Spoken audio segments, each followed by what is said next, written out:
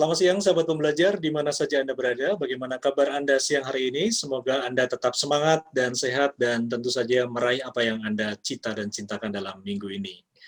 Untuk Anda yang baru bergabung, selamat bergabung dan tentu saja bersama saya Dewa kembali menjumpai Anda di seminar online yang diselenggarakan oleh Indonesia Belajar. Untuk Anda yang belum mengenal Indonesia Belajar adalah sebuah media untuk belajar yang berisi motivasi, inspirasi, dan tentu saja pengetahuan dari para narasumber terbaik Indonesia.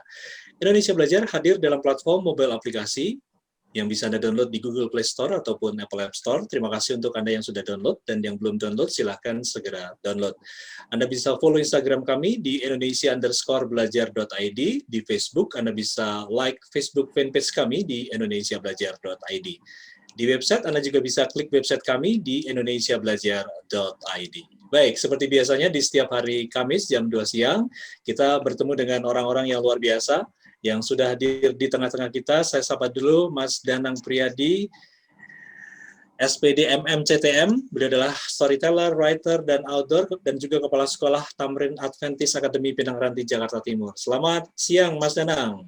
Semangat pagi. Yes, oke. Tumben nih Mas Danang pakai batik nih kita ketemunya ya. Ya, oke. Pakai batik. Ganteng pakai batik. Gunung Pinang Ranti ini. Untuk Anda yang belum follow Instagramnya @danang_priyadi27 ya. Dan juga tentu saja telah hadir di tengah kita adalah Bapak Andreas Kennedy MPD. Beliau adalah penulis, founder, dan guru karakter hebat Indonesia. Selamat siang, Pak Andreas. Selamat siang, Pak Dewo dan teman-teman yang hebat. Pak Danang, selamat siang. Salam karakter hebat. Oke.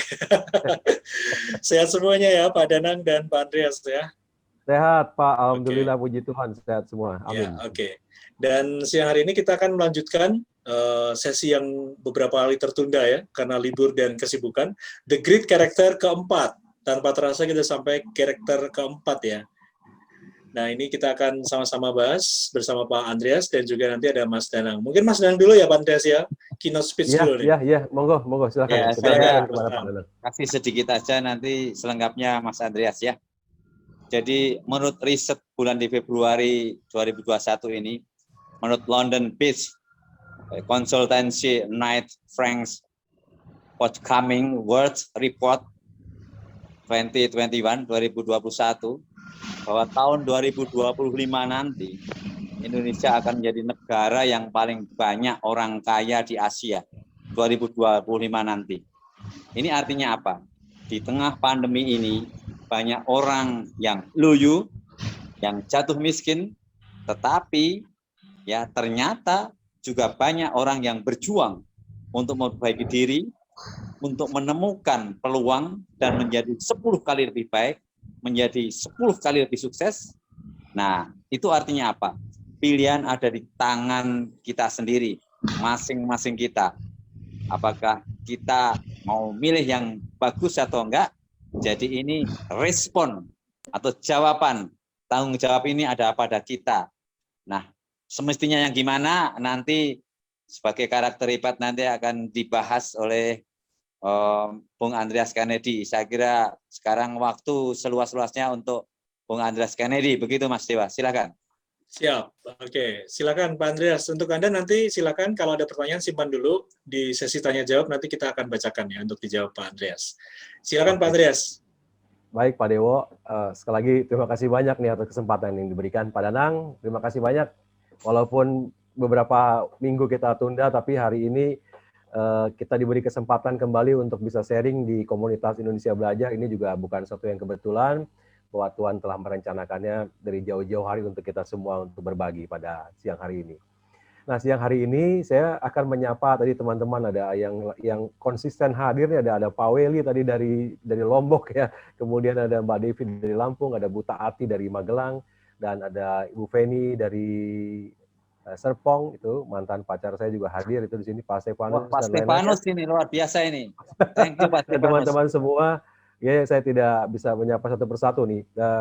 Oke, paling tidak hari ini kita punya waktu 1 jam lagi. Kemudian saya sedikit menavigasi 3 menit awal sebelum nanti saya akan share screen. 3 menit awal ini saya menavigasi pertemuan kita sebelumnya itu sudah 3 kali. Kita membahas tentang karakter hebat. Subbab pertama kita pernah bahas mengenai bagaimana kita bisa membangun suatu belief system yang positif, ya, keyakinan diri yang positif. Kemudian kita belajar dari para tokoh, itu ada Nick Vujicic, ada Bang Henry Satriago, ada Andrea Bocelli, kemudian ada Helen Keller, ya. Kemudian subbab kedua kita belajar tentang bagaimana membangun habit-habit yang positif. Ada 8 aspek tuh, ya, mulai dari aspek keluarga, kemudian kesehatan, karir, spiritual, karir, keuangan, kemudian kesehatan, kemudian kontribusi sampai dengan ke rekreasi, yaitu ada 8. Mudah-mudahan teman-teman yang hebat juga sudah membuat mappingnya dari 8 itu seperti apa. Nah, kemudian yang ketiga, subbab ketiga kemarin kita belajar tentang bagaimana menjalankannya dengan penuh ketekunan dan sukacita, ya. Dan kita kemarin sharing juga, kita explore bagaimana kita membangun keinginan-keinginan kita yang masih tersisa di dalam kehidupan untuk kita tuangkan menjadi mimpi atau visi kita untuk diri kita lebih baik lagi 3 tahun, 5 tahun, dan seterusnya. Tadi Pak Danang menyinggung tentang tahun 2025, ya, Pak Danang, ya. Ya. Itu bagaimana Indonesia itu bakal banyak menjadi bukan hanya orang-orang yang kaya dan hebat, tapi juga bakal menciptakan pemimpin-pemimpin yang hebat di generasi milenial dan generasi Z yang saat ini mereka sedang terus berlomba-lomba untuk meniti karirnya untuk sampai ke puncak, ya. Nah, hari ini hari keempat, sesuai dengan janji saya berjanji kepada teman-teman yang hebat, apabila ada yang hadir sampai tuntas mengikuti 4 sesi, maka saya akan memberikan hadiah. Ya, nanti saya tahu beberapa orang yang saya ingat nih, ya, ada Pak Weli, kemudian ada Mbak Devi, dan Bu Taati mungkin juga, dan lain-lainnya saya tidak ingat, tapi mohon nanti secara kejujuran siapa yang hadir dari sesi awal sampai sesi 4 ini akan mendapatkan hadiah t-shirt The Diamond Within You. Itu nanti yang spesial dari karakter hebat Indonesia. Nah, ini Mas Dewa sama Pak Danang ini dapat ini kan, datang terus. Dapat, pasti dapat, ya. Pasti dapat. Coba harus bisa jawab pertanyaannya Pak Andreas nih. Termasuk juga Pak Dewo, nanti Pak Dewo juga dapat juga nanti, ya. Oke, baik, saya akan masuk ke, ini adalah bagian terakhir dari karakter hebat, ya. Nanti di sesi ini kita akan masuk di ujungnya, nanti kita akan masuk di kesimpulan. Karakter hebat itu apa saja sih yang mempengaruhi karakter hebat itu dalam hidup kita, dan kira-kira faktor apa saja yang paling berperan penting di dalam karakter hebat itu, ya. Kita akan bahas. Oke, kita masuk ke bab keempat sekarang. Subbab keempat, ya. Saya bisa share screen ya Pak Dewa, ya, sekarang, ya. Bisa, Pak. Bisa, ya, Mbak Indah, ya. Oke. Saya akan share screen.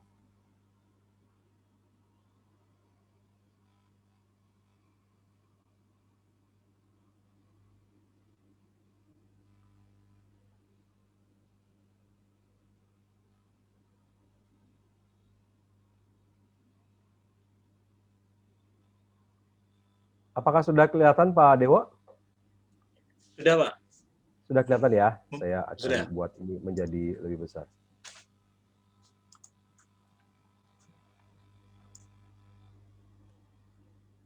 Ya, sudah kelihatan ya Pak? Belum full screen sih. Belum, Nah, ya? ini mungkin di slideshow mungkin, Pak. Tapi seperti ini cukup kok. Kelihatan, Nah, ya? ini udah. Kelihatan, ya? Sudah kelihatan. Sudah, Ya, sudah. oke.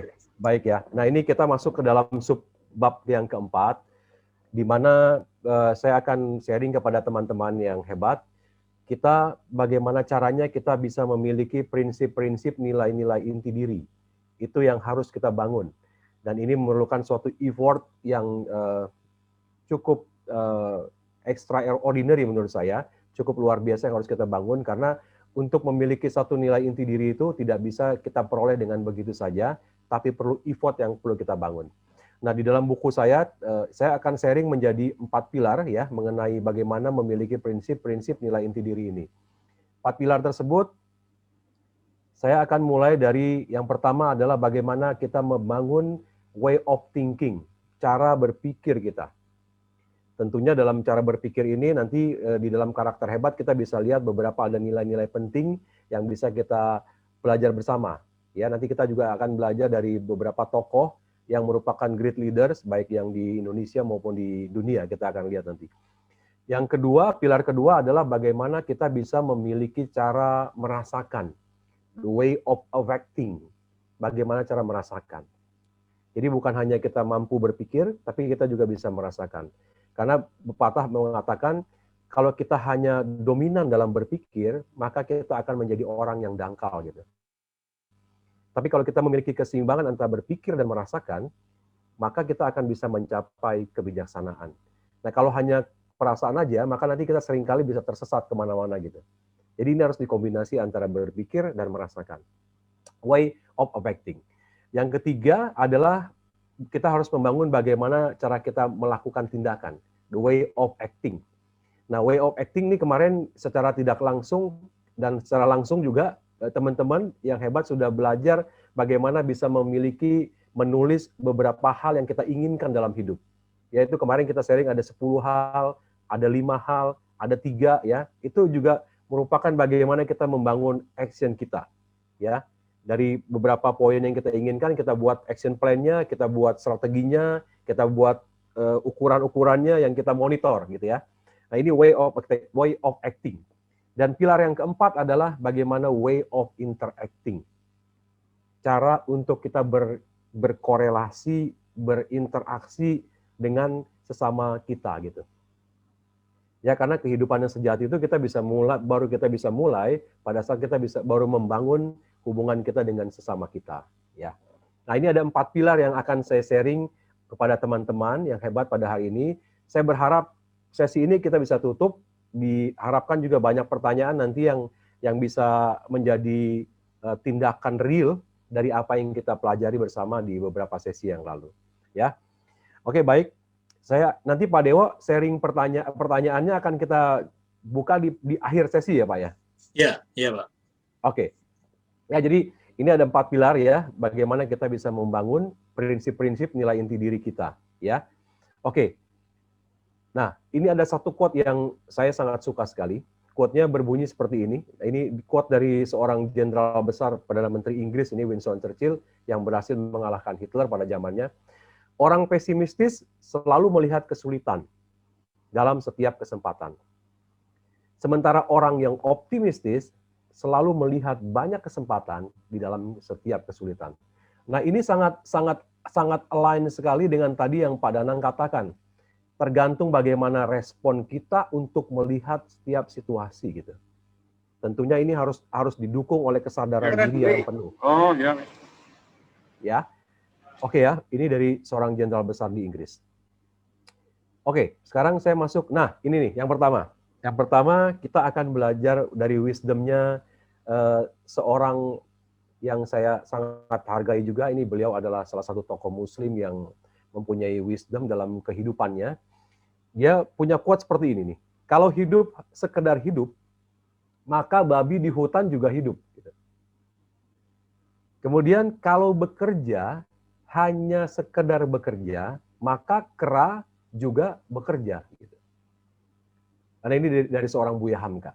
Nah, ini seringkali quote-nya beliau ini saya bawakan dalam banyak sesi presentasi saya kepada beberapa organisasi, baik itu yang pendidikan sekolah maupun organisasi profesional. Nah, ini kalau kita masuk lebih jauh ke dalam quote-nya Buya Hamka ini, maka kita makin bisa menemukan ternyata pola pikir atau cara kita berpikir itu sangat menentukan bagaimana kita bisa menghasilkan sesuatu karya di dalam kehidupan sesuai dengan peran kita masing-masing.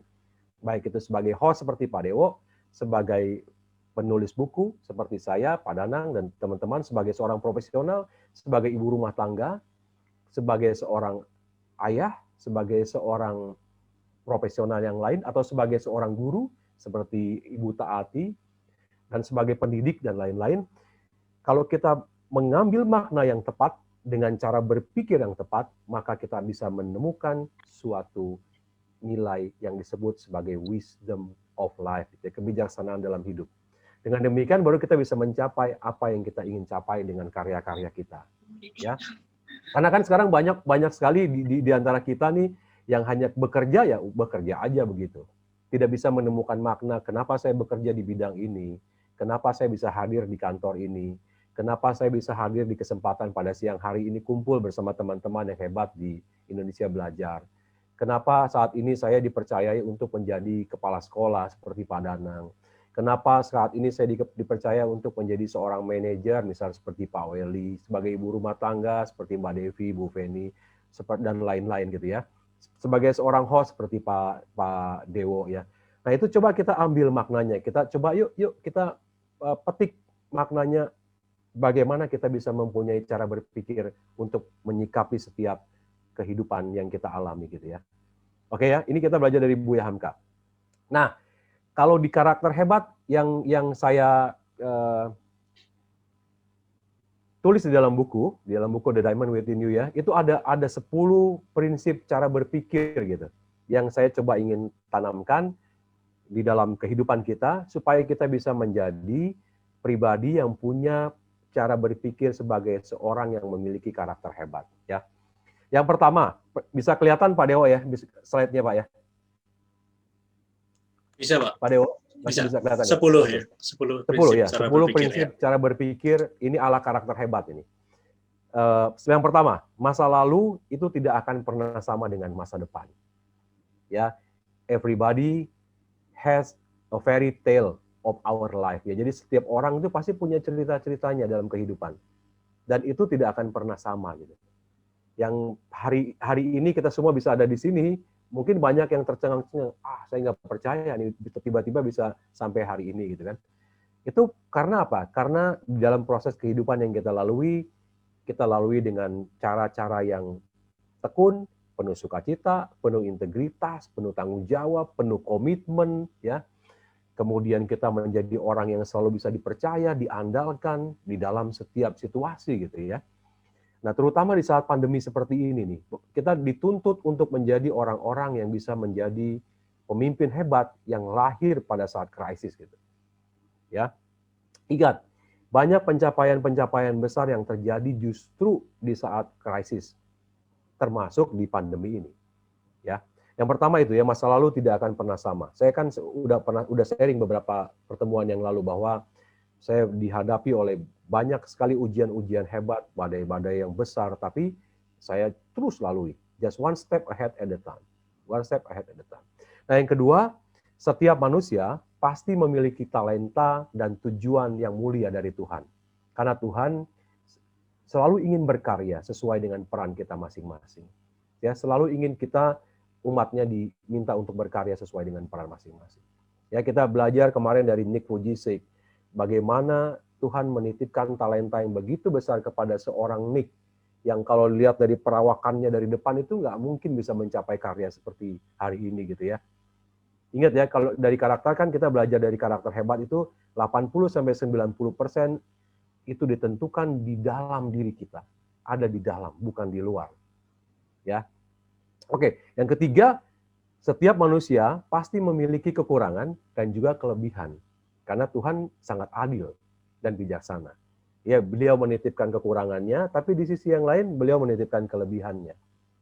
Jadi ya yang paling ideal itu adalah saat ini nih kita bisa belajar banyak bagaimana di saat-saat krisis seperti ini itu semua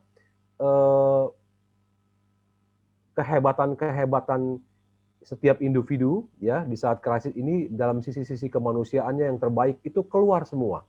Betul kan? Ya Pak Dewa Danang ya. Di saat ini kita bisa melihat semua orang yang ada di lingkungan kita tuh berlomba-lomba untuk menjadi penolong buat yang lain. Dari mulai kegiatan lingkungan kecil yang lebih besar lagi skalanya, tapi tujuannya untuk bisa memberikan pertolongan bagi teman-teman kita yang sangat membutuhkan. Ya. Kemudian kita bisa lihat yang keempat sekarang. Setiap manusia pasti memiliki manfaat bagi manusia lain. Ya, itu cara berpikir yang keempat. Setiap kita pasti memiliki manfaat bagi yang lain. Nggak ada yang enggak gitu. Ya, bahkan saya sering sharing nih kalau saya bawa seminar, itu Tuhan menciptakan nyamuk misalnya gitu. Nyamuk ya, atau kecoa gitu ya, atau tikus. Itu kan bukan nggak ada tujuannya. Kadang-kadang peserta training saya juga, oh, apa tujuannya? Kenapa kan nyiptakan nyamuk buat menggigit manusia? Kadang-kadang manusia jadi demam berdarah. Tapi di balik itu ratusan ribu bahkan jutaan orang yang bekerja di perusahaan atau di pabrik yang membuat obat-obat untuk anti nyamuk, obat-obat yang untuk membersihkan hama, dan itu ratusan ribu sampai jutaan yang memberikan kehidupan bagi banyak orang gitu kan.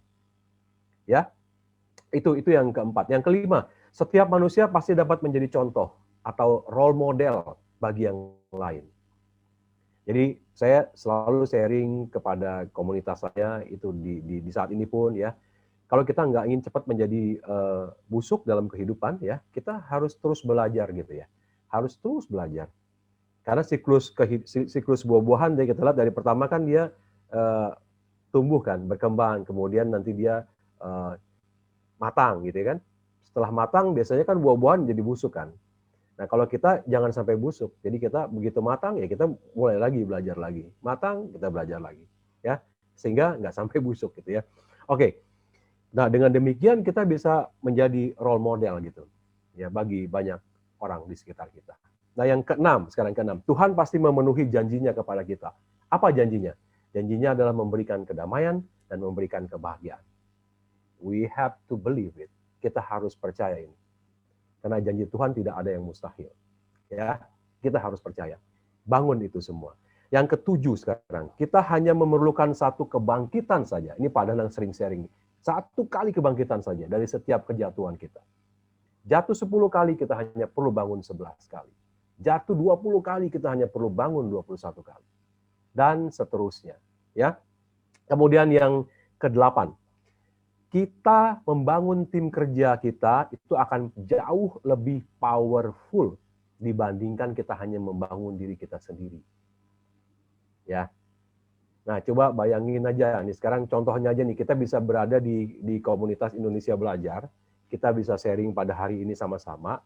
Itu kalau tidak ada usaha untuk membangun tim kerja seperti Pak Dewo, ada Mbak Endah, ada Mbak Jessica, mengundang kita semua, Pak Danang, saya, dan teman-teman hadir di sini, itu kalau tidak ada empowerment kepada tim, nggak mungkin bisa ada hari ini.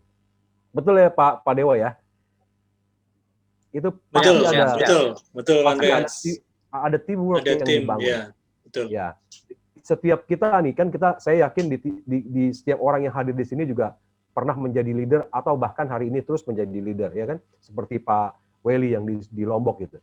Ya kalau nggak pernah kita bangun tim, ya nggak mungkin jadi gitu. Capek sendiri kita. Kalau pemimpin yang tidak pernah membangun timnya, maka pemimpin itu belum bisa dikatakan sebagai great leader gitu. Karena timnya nggak mungkin kemana-mana. Ya, kita lihat banyak contoh. Kita lihat aja contohnya.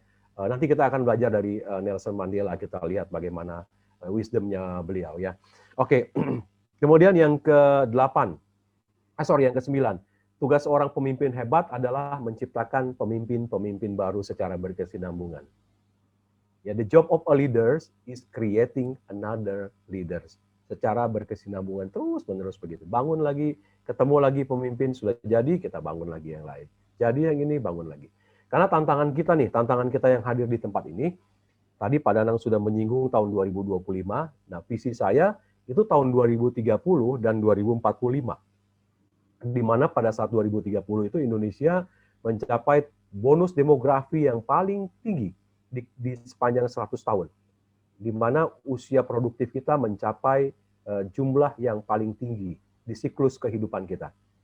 Ya, itu 2030. Di mana pada saat itu anak-anak yang mengisi para puncak pemimpin ini adalah anak-anak generasi milenial, yang di bawahnya adalah generasi Z. Ya, milenial itu yang lahir di tahun 81 sampai 2000 kira-kira, dan generasi Z itu yang 2001 sampai dengan tahun 2020 kira-kira gitu ya. Nah, kemudian tahun 2045, kenapa 2045? Ini banyak sekali orang yang sudah membicarakan diskusi kita menuju ke arah sana. 2045 itu di saat Indonesia mencapai usia 100 tahun kemerdekaan. Dan banyak sekali orang yang meramalkan bahwa Indonesia akan menjadi 4 the biggest nation in the world, negara terbesar terhebat di dunia. 4 besar gitu. Ya mudah-mudahan usaha kita semua mulai hari ini termasuk Indonesia Belajar, termasuk kita semua yang masih mau hadir di sini bisa membangun itu, terus mendorongnya ke arah sana gitu. Ya. Kemudian yang terakhir 10 nih, percayalah bahwa hasil tidak akan pernah mengkhianati kerja keras dan ketekunan kita. Karena Tuhan tidak pernah sare, Tuhan tidak pernah tidur. Ya coba perhatikan, coba kita perhatikan, kita flashback lagi deh apa yang sudah kita kerjakan beberapa waktu ini sampai dengan krisis COVID-19 ini.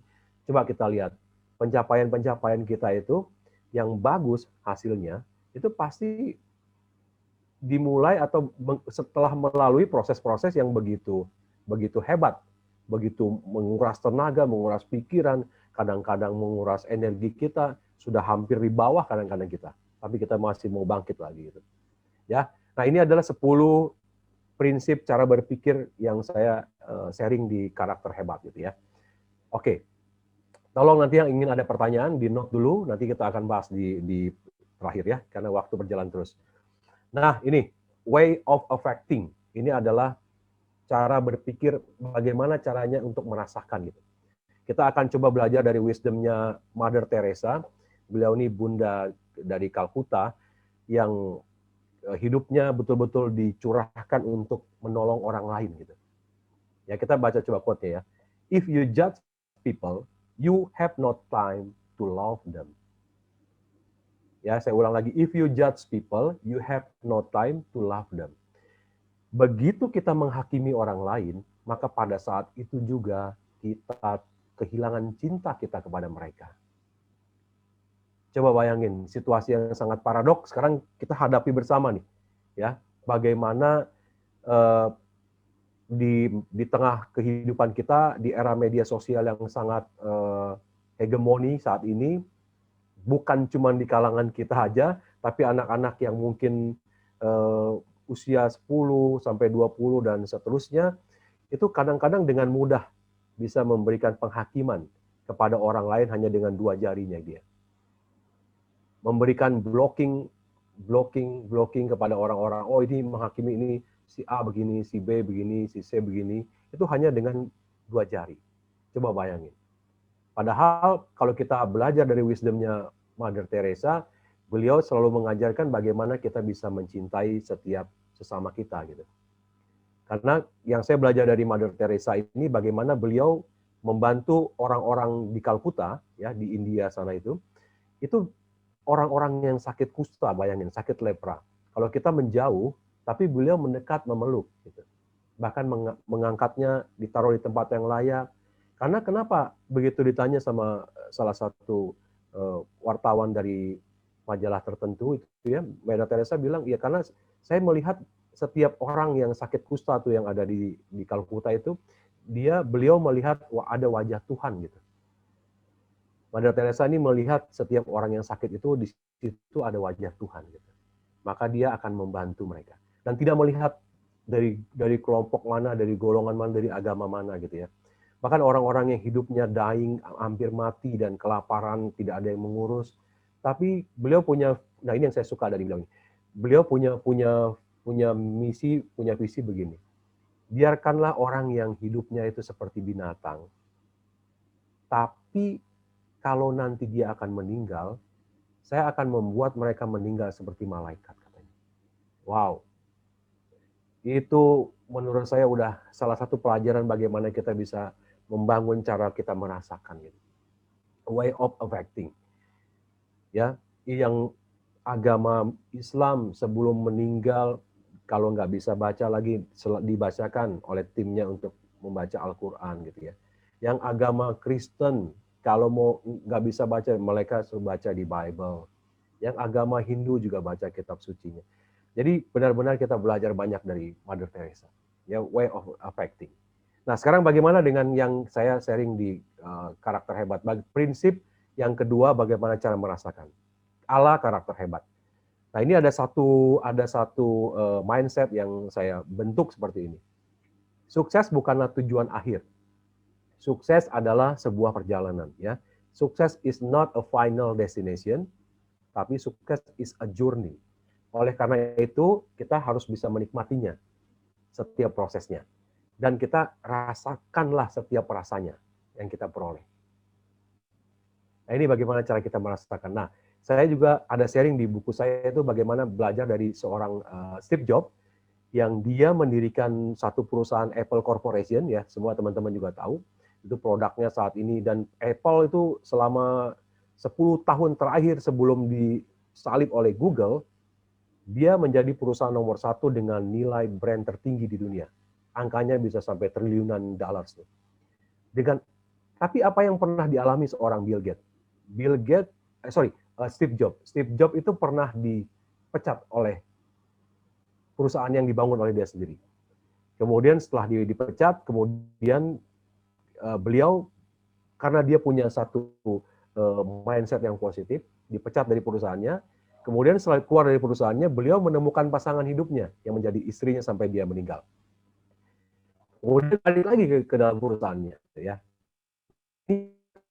Kalau ngomong soal ini ya, beliau paling jagonya. Steve Jobs itu punya jurus yang paling ampuh adalah connecting the dot, gitu ya. Bagaimana menghubungkan kejadian ini dengan kejadian ini dengan kejadian ini, dan dia beri makna gitu. Nah, dan dia menikmati semuanya.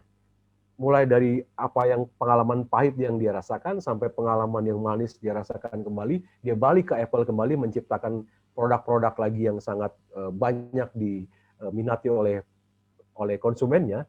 Itu semua dinikmatinya, yang sedih, yang apa memilukan, yang bahagia, yang sukses, yang berhasil, itu digabung-gabungin semua, dan dia menikmati semua prosesnya. Coba teman-teman lihat waktu dia bagaimana dia bisa sharing di Stanford, kalau nggak salah ya, di lulusan Stanford University itu dia sharing tentang pengalaman hidup dia. Ya, oke. Saya masuk yang ketiga. Nah, ini yang ketiga. Yang ketiga adalah bagaimana kita belajar dari wisdom-nya seorang Nelson Mandela. Way of acting. Bagaimana cara kita untuk melakukan tindakan. Nah, ini quotes dari beliau ini, saya sangat kagum dengan beliau ini. Ya, quote-nya adalah, "A winner is a dreamer who never give up." Seorang pemenang sejati itu adalah seorang pemimpi, kalau menurut beliau ini ya. Yang pemimpi yang tidak pernah menyerah gitu. Ya, kita lihat pengalaman hidupnya beliau di penjara 27 tahun kalau nggak salah itu. Dan semua musuh-musuh politiknya itu mengucilkan dia. Bahkan sampai perbuatan-perbuatan yang tidak terpuji dilakukan oleh lawan politiknya. Tapi apa yang dilakukan? Dia tidak pernah menyerah. Dia punya mimpi bagaimana dia bisa memberantas yang namanya apartheid itu. Perbedaan warna kulit. Dia akan menerobos tembok itu dan dia akan memimpin negara Afrika Selatan itu dengan bebas dari apartheid. Semua manusia itu setara gitu. Menjunjung tinggi nilai-nilai kemanusiaan. Ya, luar biasa actionnya. Begitu beliau berkuasa pun dia tidak menghantam balik para musuh-musuhnya. Bahkan memberikan belas kasih kepada, memaafkannya. Sampai kalau nggak salah di ceritanya itu, di biografinya, sampai di penjara itu mohon maaf, ada yang dikencingi oleh para musuh-musuhnya, tapi setelah keluar dengan kekuasaannya, dia tetap memaafkan. Itu ya pelajaran yang luar biasa. Ya. Nah, di karakter hebat, saya belajar dari wisdom beliau, saya sederhanakan di buku saya, bagaimana kita bisa memiliki cara bertindak, prinsip cara bertindak ya di karakter hebat. Dunia tidak pernah membayar kita untuk pengetahuan kita. Tapi dunia membayar kita untuk tindakan kita. Jadi nih, kalau hari ini kita semua nih, kita bilang, "Oh, saya punya pengalaman yang banyak, punya ilmu yang banyak, punya talenta yang hebat, banyak sekali, punya passion yang hebat sekali." Tapi selama kita tidak bertindak, tidak melakukan sesuatu dari apa yang kita punya itu, maka ya kita nggak bisa jadi apa-apa. Tidak bisa memberi dampak kepada kehidupan. Ya, jadi kata kuncinya adalah bagaimana kita bisa memberikan satu tindakan nyata. Ya. Oke, ini cara bertindak. Yang terakhir nih. Yang terakhir adalah bagaimana kita bisa membangun pilar yang keempat, way of interacting. Ya. Nah, ini kita belajar dari wisdom-nya Mahatma Gandhi. Ya, there is a sufficiency in the world for man's good, but not for man's greedy. Ya. Jadi dalam kehidupan ini, dunia ini sangat memberikan kecukupan yang luar biasa untuk memenuhi kebutuhan-kebutuhan hidup setiap manusia. Tapi tidak akan pernah cukup untuk memenuhi satu kebutuhan orang yang rakus. Ini menurut Mahatma Gandhi. Ya, jadi dunia ini sudah sangat cukup bagi kita semua untuk memenuhi kebutuhan hidup kita, tapi untuk orang yang rakus, satu orang yang rakus saja itu nggak cukup katanya. Ya, nah kalau di karakter hebat, saya menanamkan prinsip bagaimana cara berinteraksi, yaitu seperti ini. Sesungguhnya kehidupan sejati baru dapat terwujud pada saat kita mulai membangun relasi dengan sesama makhluk hidup, ya, terutama dengan sesama manusia. Nah, contoh ini ternyata sangat betul-betul nyata di dalam kehidupan krisis pandemi COVID-19 ini. Nah, kita semua manusia terutama dituntut untuk masing-masing bisa memberikan arti, bisa membantu orang yang kesusahan, bisa memberikan pencerahan, bisa memberikan pertolongan. Ya, itu sangat nyata nih di kehidupan yang sekarang ini betul-betul sangat dituntut itu. Ya, jadi menurut saya di dalam prinsip yang keempat ini, kalau kita ingin dikatakan sebagai manusia sejati, coba kita mulai membangun kembali relasi kita. Mungkin ada relasi kita yang rusak dengan orang tua kita, mungkin dengan anak-anak kita, mungkin dengan istri atau suami kita, mungkin dengan anak murid atau dengan guru kita, dengan tim kerja di kantor, dengan customer kita, atau dengan atasan kita, atau bahkan dengan Tuhan. Yuk, sama-sama kita bangun relasinya. Ya, karena kalau kita malas untuk membangun kembali relasi-relasi kita itu, ya terutama di saat krisis pandemi ini, maka kita belum bisa dikatakan sebagai the human being, the truly human being, manusia yang sejati. Ya, itu 4 pilar yang saya sharing kepada teman-teman yang hebat. Nah, mudah-mudahan sudah ada beberapa teman-teman yang ingin bertanya, ya. Jadi ini ada 4 pilar sudah kita bahas semua.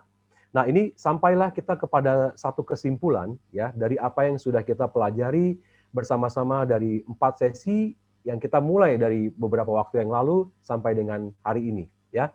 Nah, kalau kita bicara karakter hebat, ya, memang di buku saya menitik beratkan kepada ada poin tentang bagaimana kita bisa membangun keyakinan diri yang positif, ya, belief system, kemudian habit yang positif, kemudian bagaimana melakukannya dengan penuh ketekunan dan sukacita, dan bagaimana membangun prinsip nilai-nilai inti diri yang kita bahas di pertemuan yang terakhir ini. Tapi secara the whole, karakter hebat itu sendiri ditentukan atau dipengaruhi oleh apa? Itu saya mengintisarikannya, itu ada satu pertama kali dipengaruhi oleh keluarga.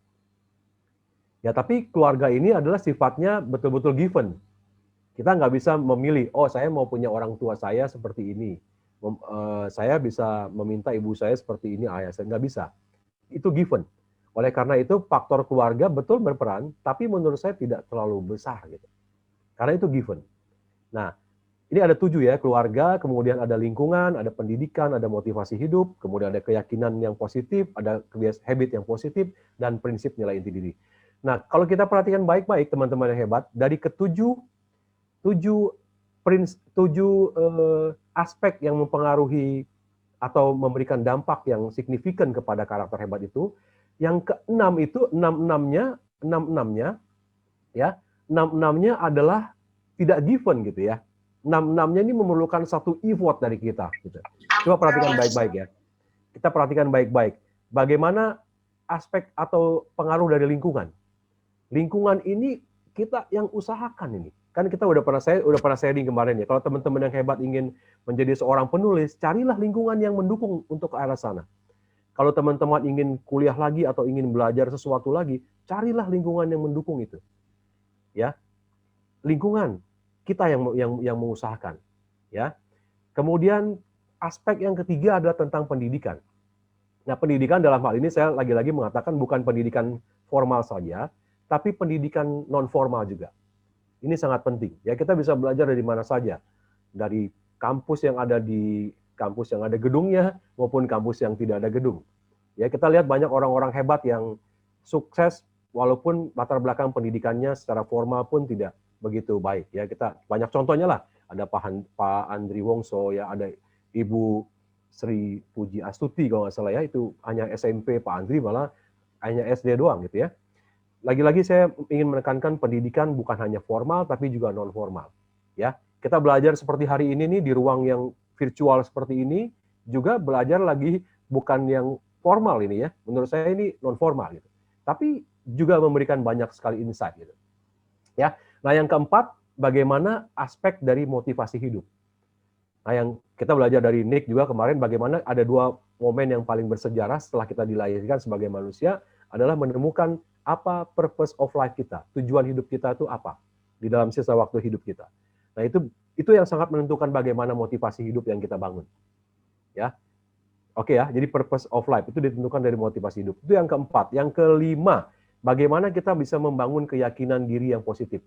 Building positive belief system ya, di buku saya ada itu ya, membangun keyakinan diri yang positif ya, mulai dari itu ya, kita belajar dari 4 tokoh itu ya, bagaimana bertanggung jawab 100% dalam kehidupan, hidup kita ini bakal menjadi pemenang sejati, kita bisa menjadi juara dalam kehidupan ya, itu sudah kita bahas. Kemudian habit yang positif, ada 8 aspek tadi ya, mulai dari spiritual, keluarga, karir, kemudian kesehatan, kemudian keuangan, kemudian komunitas, rekreasi, dan kontribusi.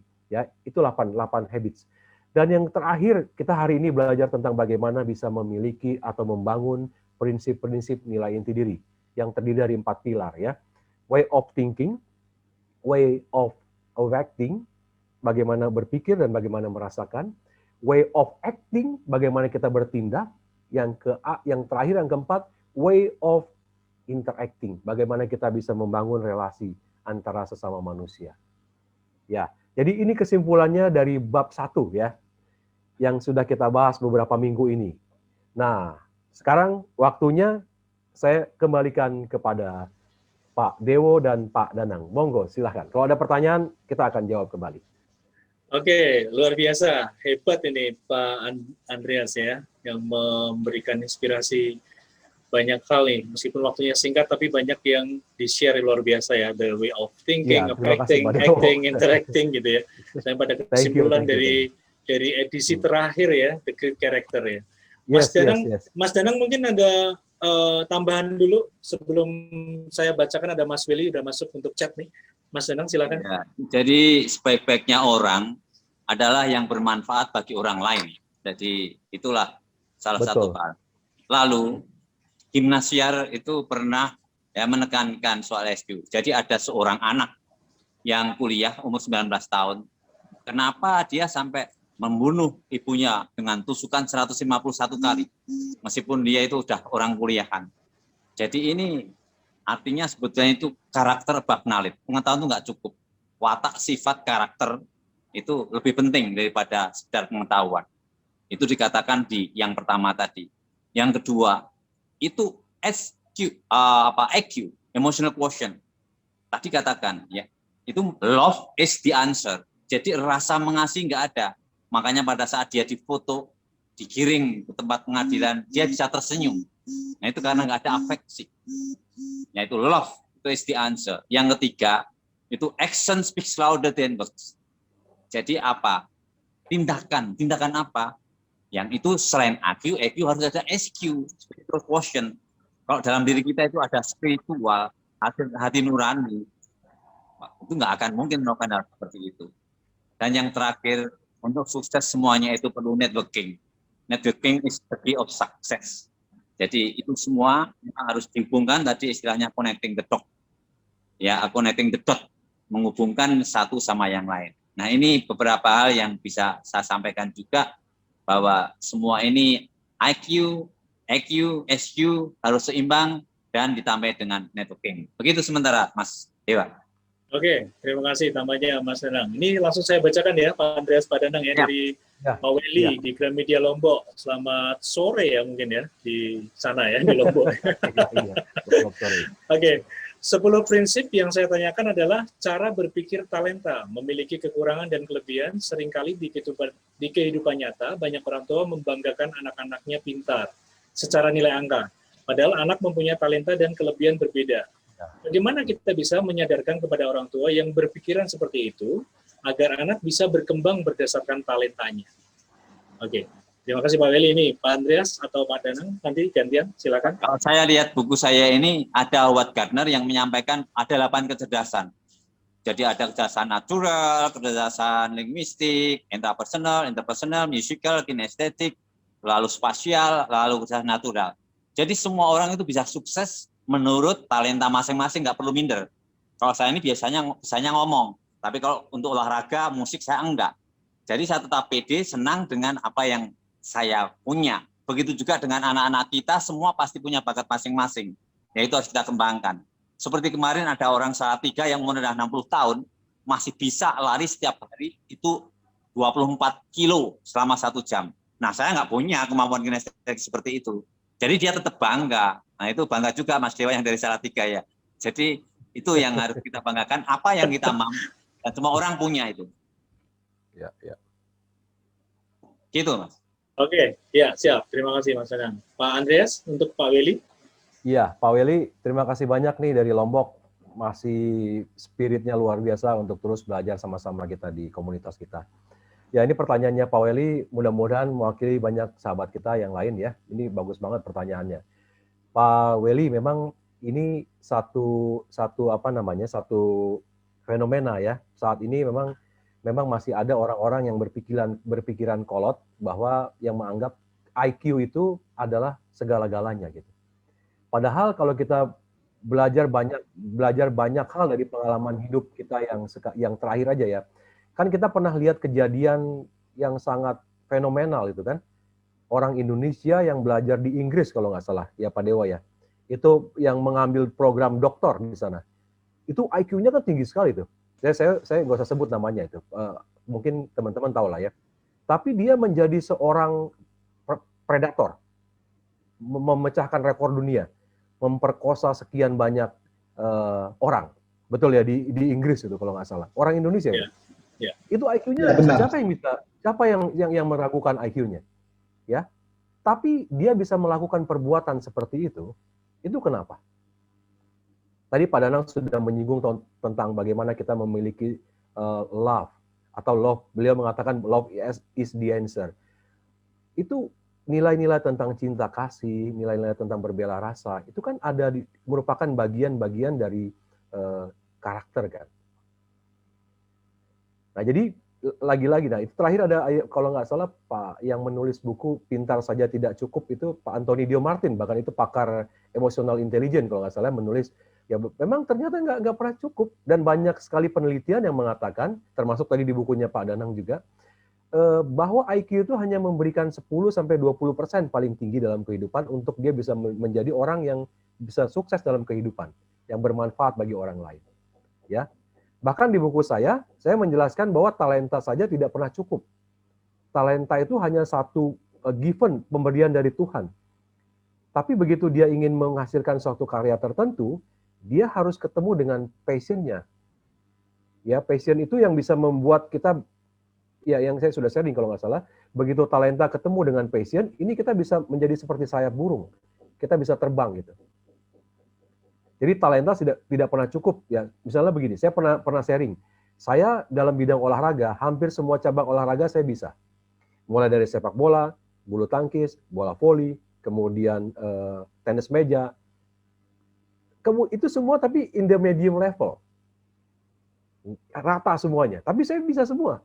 Jadi banyak teman yang suka sama saya karena saya bisa cabang olahraga hampir semua bisa. Tapi untuk bisa mencapai satu karya seperti yang dia ada di buku saya, mencapai suatu pencapaian yang hebat itu great leader itu, ya itu harus talenta ini harus bisa kita temukan dengan passion kita. Apa yang menjadi hasrat kita, minat kita yang begitu besar, yang bisa memberikan dampak bagi orang banyak. Nah ini contohnya pada hari ini saya bisa sharing kepada teman-teman yang hebat. Itu talenta menulis saya bisa ketemu dengan passion saya yang namanya untuk bisa memberikan inspirasi dan empowerment kepada banyak orang. Nah itu passion saya. Bisa memberikan inspirasi dan memberdayakan banyak orang. Ketemu dengan ini, nah itu bisa menghasilkan suatu karya gitu. Nah jadi pertanyaan Pak Weli, saya tegaskan kembali bagaimana kita bisa menyadarkan orang tua yang berpikir seperti itu. Ya, yang paling mudah adalah kita bisa memberikan suatu bukti-bukti atau fakta-fakta kepada mereka, baik itu dalam bentuk jurnal, dalam bentuk buku-buku, atau berita-berita yang bisa dipercaya, yang bisa memberikan kepada mereka, ini loh Bapak Ibu, background-nya, bahwa IQ saja, nilai-nilai yang hebat aja itu nggak pernah cukup untuk menghasilkan suatu anak yang bisa menjadi berbakti kepada orang tuanya, punya karakter yang hebat, punya akhlak yang baik, itu nggak cukup. Harus ada pendidikan karakter dan pendidikan akhlak gitu, kalau di Muslim. Seperti itu Pak. Jadi bagaimana caranya? Ya tunjukkan fakta-fakta, baik itu majalah, jurnal, kemudian berita-berita yang lain yang bisa dipercaya. Seperti itu. Ya. Terima kasih. Mudah-mudahan bisa menjawab. Ya. Oke, Pak Weli, semoga terjawab ya. Dan ini ada Bu Taati Rahayu. Tidak mudah meyakinkan 282 anak-anak muda yang hidup bersama kami bahwa the diamond within you dalam diri mereka. Ada saran? Nah, ini mungkin Pak Andreas dulu ya sarannya. Iya. Oke. Baik ya Pak, Ibu Taati. Selamat sore, salam karakter hebat dari Magelang. Ya. Beliau ini luar biasa nih Pak Dewo. Beliau walaupun usianya saat ini sudah tidak muda lagi, tapi spiritnya untuk terus belajar, baik secara formal maupun non-formal itu luar biasa. Kita beri applause dulu buat Bu Taati ini. Luar biasa. Ya, beliau kepala asrama di Sedes itu ya. Jadi tugas dan tanggung jawab beliau itu cukup, menurut saya cukup sangat dibutuhkan. Karena di sini kan beliau sharing bagaimana meyakinkan 282 anak. Itu tidak mudah itu. Kita di Pak Dewo punya anak berapa di rumah? Saya anak 5, Pak. 5? Wow. Luar biasa. 5, saya 3 anaknya. Tapi Ibu Taati punya anak 282 anak. 282 anak itu setiap hari yang harus beliau tangani secara baik, sabar, bijaksana, dan penuh dengan cinta kasih. Itu tidak mudah. Nah, tadi pertanyaannya bagaimana bisa memberikan keyakinan dalam diri mereka bahwa di dalam diri mereka itu ada diamond gitu. Ada diamond within you. Nah, Bu Taati, kalau saran dari saya yang pertama, kita harus bisa menjadi role model dulu buat mereka. Karena action is louder than word. Ya. Perbuatan kita selalu lebih kuat daripada perkataan-perkataan kita. Jadi tunjukkan dulu bahwa kita telah menjalankan prinsip-prinsip nilai yang misalnya kan di setiap sekolah atau di setiap asrama tuh ada nilai-nilai tertentu kan, ada values of the core of values-nya apa gitu kan. Misalnya ada 10 nilai. Nah, coba 10 nilai itu kita jalankan dulu dengan baik, kemudian sehingga kita bisa menjadi contoh dan teladan buat mereka. Dengan demikian, setelah itu baru kita involve them. Libatkan. Yang kedua, libatkan anak-anak itu. Yuk, sama-sama yuk kita jalankan nilai-nilai yang ada di dalam asrama kita, di dalam sekolah kita. Dengan cara apa? Dengan cara the real action. Dengan tindakan nyata. Misalnya kalau buang sampah yang paling gampang. Buang sampah tidak boleh sembarangan ya nak. Buang sampah ada tempatnya. Seperti ibu nih sudah menjalankan. Yuk sama-sama ada gerakan-gerakan yang mendukung ke sana. Itu yang kedua. Yang ketiga, setelah kita libatkan mereka, sekarang mereka kita taruh di depan. Nak, sekarang kamu yang menjadi pemimpin nak. Ibu mengikuti dari belakang. Jadi tadi yang pertama, kita sebagai leader harus menjadi role model dulu dengan menjalankan nilai-nilai yang kita terapkan di sekolah kita masing-masing. Kedua, libatkan mereka bahwa mereka itu sebetulnya juga bisa melakukan seperti saya. Dan ketiga, dorong mereka. Yuk, kamu sekarang jadi leader. Nah, kalau di buku saya kan The Diamond Within You itu untuk mengajak mereka masuk ke dalam dirinya dan taruh mereka di depan. Nanti kita dari belakang mengikuti mereka. Nah, seperti itu Bu Taati. Ya, mudah-mudahan bisa memberikan sedikit pencerahan. Oke. Terima kasih Pak Andreas. Untuk Bu Taati mungkin Pak Danang ada tambahan? Itu di Jawa itu ada Kiaja Dewantara. Itu ilmu dari Bumi Putra sekolah itu ing ngarso sung tulodo ing madya mangkarso tuturi handayani. Di depan menjadi contoh teladan, di tengah membangkitkan semangat, di belakang mendorong. Tapi dalam hidup ini juga mesti kita perhatikan dari sekian anak itu bahwa ada purpose, tujuan hidup itu apa, masing-masing pasti beda. Yang kedua, itu ada potensial, bakat potensi kemampuan masing-masing beda, maka dikembangkannya secara berbeda. Lalu yang terakhir tadi disinggung juga soal passion, jadi 3P ini. Kalau masing-masing bakat itu dikembangkan, maka bisa menjadi puluhan kali lipat. Seperti saya sedikit punya bakat menulis, bisa saya membuat sampai puluhan buku. Nah ini karena ada purpose untuk apa? Berbagi pada orang lain, lalu ada potensi, ya saya punya pengetahuan, pengalaman yang saya tulis, lalu ada passion, dengan semangat berbagi, maka menjadi lebih dahsyat. Nah ini juga memang tadi disampaikan, pada waktu belum pandemi, saya membagi karakter dalam bentuk camping anak-anak, itu 90 di puncak.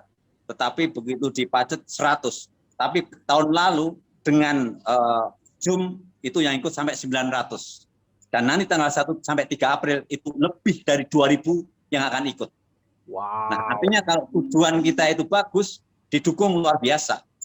Yang dulu pakai modal 30 dapat 5 juta, yang kedua modal 30 sampai dapat sumbangan sampai 50.500.000, yang sekarang lewat Zoom dengan 1.000 orang enggak nyampe puluhan juta, bahkan sekarang dengan 2.000 orang hanya perlu 13 juta. 2.000 orang lebih anak-anak 1 sampai 3 April kita akan main dengan judul The Journey of Nuh itu. Oke, terima kasih Mas Anang, luar biasa. Bu Tati, semoga terjawab di Magelang. Ya, dari Magelang kita langsung ke Bali nih. Wow. Ada Mas Ferry Kurniawan. Iya, Lombok, Magelang, Bali sekarang. Ferry Kurniawan, Mas Ferry, perkenalkan nama saya Ferry Kurniawan dari SMK Negeri 2 Denpasar, Bali.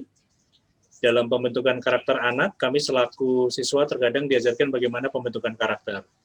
Nah, yang ingin saya tanyakan, apakah karakter orang lain dapat mempengaruhi karakter yang kita miliki? Hal ini saya tanyakan karena setiap siswa memiliki karakter yang berbeda-beda, terlebih lagi kita seorang siswa tentunya kita masih mencari jati diri. Nah, ini silakan. Pak Danang atau Nah, ini kemarin Andes. di Ferry ini ikut seminar saya ya. Kemarin seminar untuk latihan anak-anak SMK bagaimana menjual. Jadi memang masing-masing orang punya karakter. Ferry sudah saya kirim buku saya, ya 77 cara berhidup bahagia. Lihatlah sekali lagi Howard Gardner.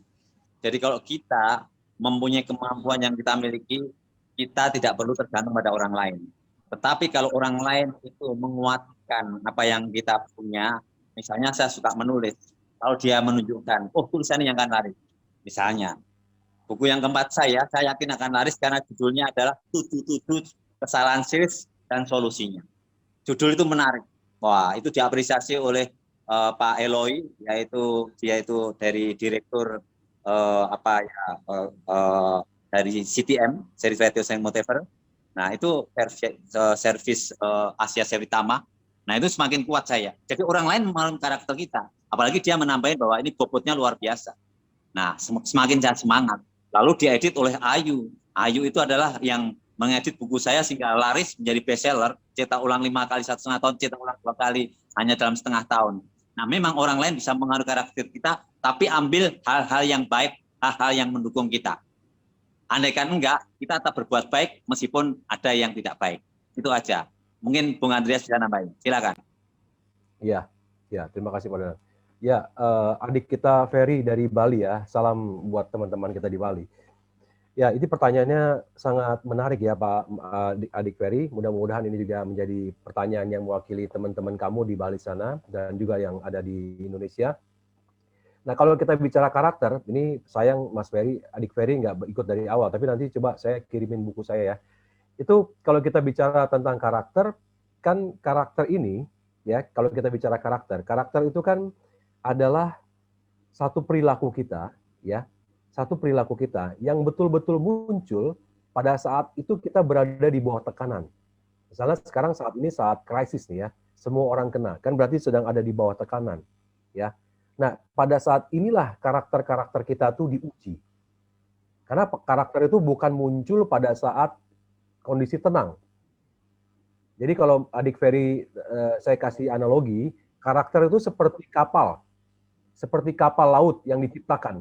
Kapal laut itu kalau kita lihat sedang bersandar di dermaga, itu bukan kapal laut yang sebenarnya. Nah, sama juga halnya dengan manusia. Kalau kita sedang berada di saat-saat kita normal-normal saja, itu ujian dari karakter itu tidak kelihatan. Satu lagi, fenomena seperti, tahu kapal Titanic ya, cerita kapal Titanic, tahu ya? Kapal Titanic itu menabrak gunung es, kan, betul ya? Kapal yang paling canggih di dunia yang diklaim pada waktu itu, dan merenggut nyawa sekitar 1.400 orang kalau nggak salah meninggal pada waktu itu. Dia menabrak gunung es yang hanya kelihatan kecil sekali di lautan. Tapi gunung es itu kan 10% kelihatan, tapi 90%-nya di bawah laut. Tidak kelihatan. Ditabrak oleh kapal Titanic dan kelelep kapalnya. Nah, karakter itu seperti fenomena Titanic menabrak gunung es. Karakter kita seperti gunung es itu, yang hanya kelihatan 10% di permukaan, tapi 90%-nya ada di bawah, ada di dalam diri kita. Nah, itu bisa diuji. Tadi nanti Adik Ferry bisa tahu, oh, karakter saya dibandingin sama teman-teman yang lain, itu bisa kelihatan berbeda atau sama pada saat apa? Pada saat ini nih, contohnya yang paling tepat. Misalnya di saat krisis pandemi, kan belajarnya online ya, Adik Ferry ya, belajarnya online kan. Nah, pada saat belajar online itu, coba lihat teman-teman, ada nggak teman-teman yang saling mencontek misalnya satu dengan yang lainnya? Pasti banyak kan? Pasti banyak gitu. Berbagi soal jawaban. Tapi ada juga mungkin teman-teman yang tidak masuk ke dalam itu gitu. Itu karakter tuh. Misalnya nih ada 10 orang atau 40 orang dalam satu kelas, dikasih soal oleh gurunya. Tapi mereka membuat satu grup untuk menjawab pertanyaan-pertanyaan itu. Nah, itu yang membedakan. Tapi ada juga orang-orang yang tidak mau masuk situ. Itu pertama. Kemudian pada saat kita di bawah kan, nanti Adik Ferry misalnya menjadi juara di dalam kelasnya atau di SMA-nya. Nah, mendapat penghargaan, mendapat pencapaian tertentu. Nah, itu juga diuji, Ferry. Apakah Adik Ferry pada saat itu menjadi terlena, menjadi orang yang sombong, menjadi orang yang tinggi hati, atau justru malah mencapai pencapaian tertinggi, kita menjadi rendah hati, kita menjadi orang yang tidak cukup puas, ingin terus berusaha mencapai hal tertentu. Nah, itu juga karakter. Nah, jadi yang membedakan antara karakter yang hebat dengan karakter yang tidak hebat adalah pada saat kita berada di paling bawah, pada saat kita menghadapi di dalam percobaan-cobaan, dan pada saat kita berada di puncak. Nah, itu kelihatan tuh. Misalnya gini, Adik Ferry, teman-teman Mas Ferry ini banyak yang ngerokok misalnya gitu ya, atau minum-minuman keras gitu ya. Nah, itu salah satu contoh perilaku tuh. Nah, kita diuji nih, misalnya Adik Ferry, oh saya nggak mau ikut-ikutan itu. Nah, itu berarti pada saat itu Adik Ferry sudah menunjukkan bahwa punya karakter yang hebat. Karena memiliki respon yang benar untuk situasi yang tidak benar, dengan kesadaran diri yang penuh bahwa itu tidak benar. Ya. Nah, seperti itu, Adik Ferry. Ya. Mudah-mudahan bisa menjawab. Nanti Om kirimin bukunya ya. Kasih Om nanti alamat. belum baca dari awal ini. Siap. Oke, terima kasih Pak Andreas. Terima kasih Mas Ferry ya. Semoga terjawab. Baik, ini kita sudah segera tutup acara kita, tapi sebelumnya mungkin ada closing statement singkat dari Mas Andreas dulu. Habis itu Mas Danang ya, silakan.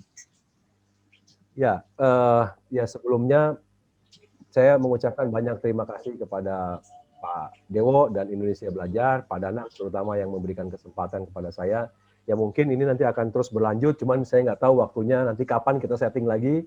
Karena kalau di buku saya masih ada tentang bakat, kemudian passion, dan great leader nanti ya. Tapi anyway, saya mengucapkan banyak terima kasih kepada teman-teman yang hebat yang sampai hari ini masih terus bergabung. Dan nanti tolong nama-nama yang merasa hadir dari pertemuan pertama sampai akhir, tolong diberikan ke Pak Dewo ya nanti ya. Di chat gitu ya Pak, nanti dikasih ke saya. Yeah. Tapi closing statement dari saya adalah seperti ini. Masuklah ke dalam diri kita, dan terangilah diri kita, maka saya yakin kita semua bisa menemukan kekuatan sejati dalam diri kita. Ya, bagaimana cara menerangi diri kita? Caranya adalah dengan cara membangun suatu mindfulness atau kesadaran diri yang penuh untuk kehidupan ini. Ya, itu bagaimana cara meneranginya. Masuklah ke dalam diri kita dan terangilah diri kita dengan kesadaran diri yang penuh, maka kita akan menemukan kekuatan sejati dalam diri kita. Salam karakter hebat. Terima kasih.